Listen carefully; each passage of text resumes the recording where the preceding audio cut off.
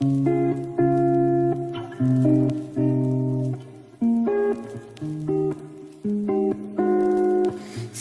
mang em rồi khuất lối sau lưng đồi, từ giờ đợi trời bóng ai.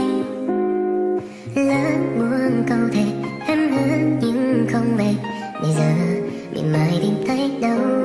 Hoa đời tình luôn cay đắng, không ai đúng ai sai, lan khói bay tình ta, mây mù dần lối qua.